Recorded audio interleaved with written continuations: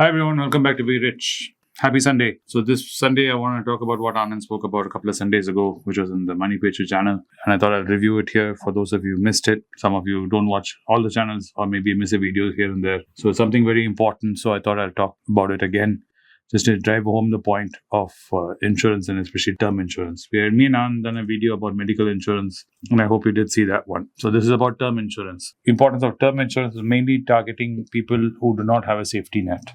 Some of us are fortunate enough in life to have parents or to have assets already in our possession that in case something happens to us, those who depend on us are taken care of and they don't need to worry about it. But not everyone is so fortunate. Most of us seeing this video do not have a safety net, meaning in the sense that if something happens to us and we do have family and children depending on us, or parents who are dependent on our earnings, they would be left in the lurch in case something happens to us. And believe it or not, as much as you think in life nothing happens, things do happen.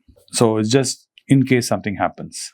And term insurance, it is for in case of death happening or disability happening in a type of disability, either through accident or a disease where you're not able to earn a living anymore. So these are three main categories which term insurance covers. So the younger you are when you take this, the lower the premium is, so you can lock it in at a cheaper price. And the older you get, the more expensive it becomes. And my advice is, like I said in the previous video, to lock in your term insurance to the maturity point of your retirement age. Because let's say you keep your term insurance till the age of 60, by the time you would have made enough investments and collected enough assets that it doesn't require to go beyond that when you retire, because beyond that you don't need it. And the reason why I'm saying that is the premium cost itself will go to the point where it doesn't make sense paying the premium. I did do a video with Arun where I had spoken about actual numbers to show you. We had gone into HDFC term insurance and compared it to investing it and shown you the kind of handsome returns it gives. HDFC was saying you should pay them almost 2,000 rupees for 40 years to cover for 1 crore. And if you took that and you plugged it away into a Nifty, in the passive index fund, you get much better returns. So then you're asking me, then why you're asking me to buy term insurance? True. That is if you live till the age of 40 and you keep consistently investing. Two reasons why people fail is they don't invest, two is they don't do it consistently. And term insurance is in case something happens to you before the 40 years comes to term. So let's say at the age of 35, the age of 40, something happens, your children and your wife are taken care of. That is the main thing. So it is not an investment. Don't get fooled into considering it as an investment when insurance companies are trying to sell you a hybrid product where you're getting some return and all that. It will not beat inflation and you will not really get any return.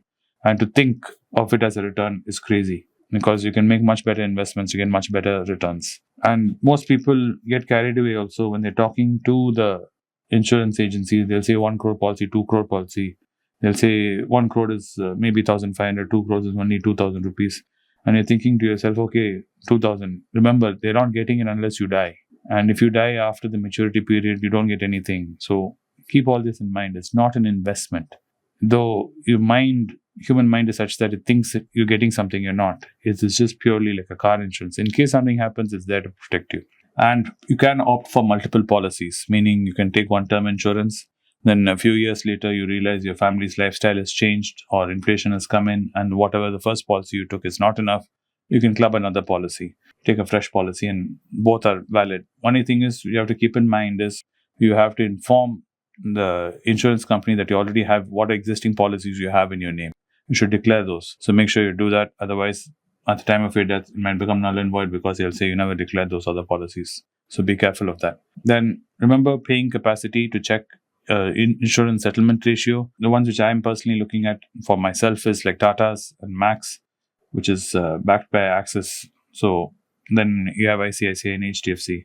Tata is my go-to because I trust the brand and they have a very good settlement ratio, claim ratio. So it's reliable and they are very efficient in their payouts too. And the other thing is you can also decide on the type of premium payout you want to do. You can decide to do regular payments, which are yearly, half-yearly and monthly, or a single lump sum payment. Some people opt for that, where they pay one lump sum and they're done with it. They don't worry about it. Then you have limited payment plan, which is you pay for 5 years, you pay for 10 years, whichever you pay for 15 years. So look at all options. then think about it, and whatever suits you financially, makes sense to you, do that. I personally like doing single lump sum payment because then I'm done and it's finished and I don't need to keep renewing it and keep a track of it. The policy holds good for till the maturity period. But that's because I have the financial freedom to do such a thing.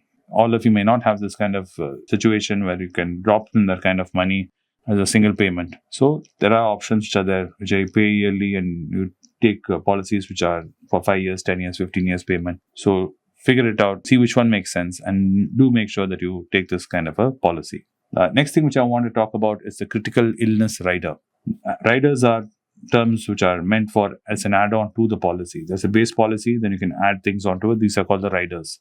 The critical illness rider policy is that provides a lump sum on a diagnosis of a certain specified illness, adding an extra layer of financial protection. In case, let's say, some disease comes to you and you end up becoming blind or disabled and you're not able to work anymore, this policy will give you a lump sum payment at that point of time to help you financially assist you at the time, so you can bridge and figure out your life from there on.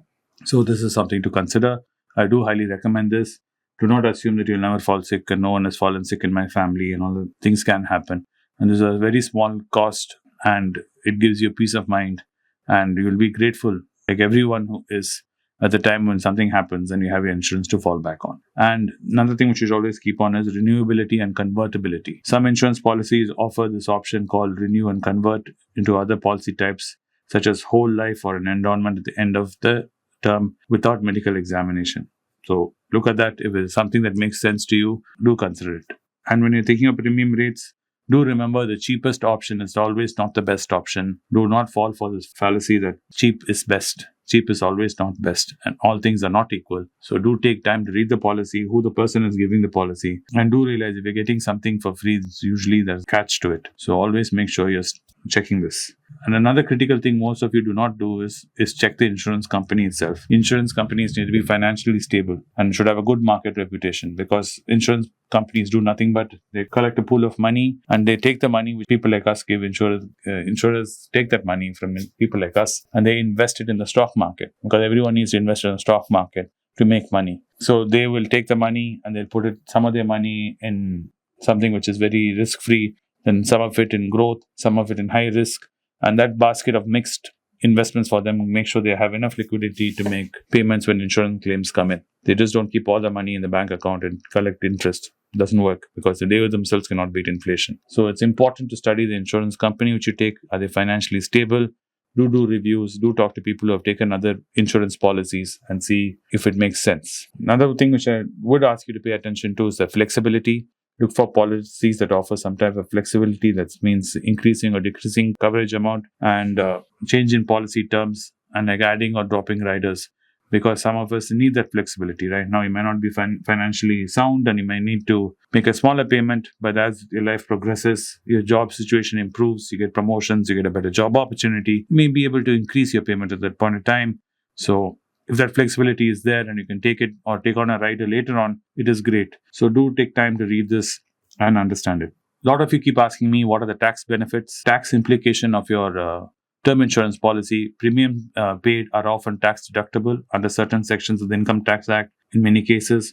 So if you do take this, it does offer some tax deductible benefits. Do talk to your auditor or a financial planner to find out exactly what it is and how it can be of use to you. Now there are some basic do's and don'ts which I want you to keep in mind. This was what I was talking about in the beginning of the video, which if you've missed the whole video, the first 10 minutes of it, no problem. This is the main things which I want you to pay attention to. Do's. Evaluate your needs. Take time to assess your financial situation, health risk that is, and choose the appropriate coverage for yourself. 2. Understand the policy details. Please take time to study the policy details and ask as many questions as you want and clarify all the doubts you have. There's no need to rush into it. It is important to do it. At the same time, it is also important to educate yourself and find out what exactly you're getting. So familiarize yourself with the terms, including sublimits, co-payment clauses, and exclusions. Don't feel shy to ask these questions. Whatever doubts you have, ask them 100 times till it's understood. 3. Consider future needs. Flexibility and can be adjusted as your life circumstances change. All of us go through life thinking that we have a certain plan, but as all of us know, life seems to happen whenever we're busy making plans. So do keep that in mind, that you have some flexibility in your policy. It will always be useful to be flexible. These are three main don'ts you should not do. Underestimate your coverage needs. Both health and term insurance should be adequate to your potential cost and financial obligations. Meaning, let's say you have a whole bunch of loans, different types of things happening in your life, and you have financial commitments, which is all depending on your back and your salary. And in case you're not there, your family will be left holding the bill. So make sure you calculate and you consider all this before taking a loan or after taking a loan. You calculate this and keep this in mind. And all, even in medical insurance, make that you keep that all in mind. 2, a fundamental mistake all of you make is delaying in purchasing it. Opting for an earlier policy will mean the cost of the entry is much lower for you. If you wait till the age of 35, 40, the cost keeps increasing because the number of years where you'll be able to make the premium payments drops. So the insurance agency will definitely increase the premium you have to pay. Plus your risk also goes up. So they will definitely demand a higher premium payment for you. And the last thing which I don't want you to do is ignore policy updates and reviews. Stay informed. If any change in your policy or government change, regulations change and your personal needs change, and make necessary reviews. Like how you do portfolio adjustment, you should do annually look at your policy, insurance policies, and make sure it's still aligned with what your needs are. Most of us forget that we buy the policy a few years back and we just make premium payments, and suddenly life happens, as I said, and then that insurance policy doesn't cover the needs which we have. So these are my basic things about term insurance. I hope you found it useful and informative as always. Do have a wonderful Sunday out there and do stay safe, and I'll see you in the next video soon. Bye. It's a great privilege and honor that so many of you in thousands have subscribed to my channel and have supported me. I have written 2 books in English, The Alchemy of Money and Ordinary Stocks, Extraordinary Profits. These books are published by us and are ready. If you want to procure a copy, send us a message to the WhatsApp number given below and my team would respond to you. If you want an Amazon Kindle copy, you can click the link below. Finally, those who wish to consult with me can send a mail to berichenglish@gmail.com. Once again, I thank you for your support. If you like this video, press the subscribe button of my channel, hit the like button and turn on the bell notification.